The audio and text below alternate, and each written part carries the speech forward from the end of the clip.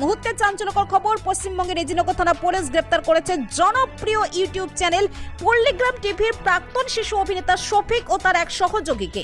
অভিযোগ, বিয়ের প্রলোভন দেখিয়ে কিশোরীর সঙ্গে শারীরিক সম্পর্ক স্থাপন।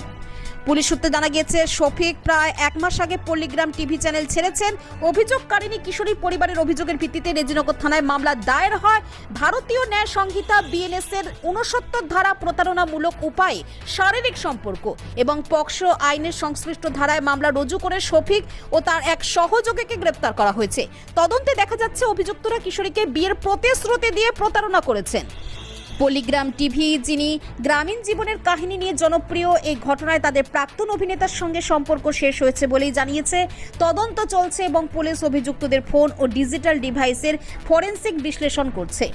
এই ঘটনা কিভাবে এগোয়, আমরা সেই খবরের দিকেই নজর রাখবো। এই ধরনের আপডেট পেতে আমাদের চ্যানেলের সঙ্গে থাকুন এবং লাইক, শেয়ার, সাবস্ক্রাইব করুন।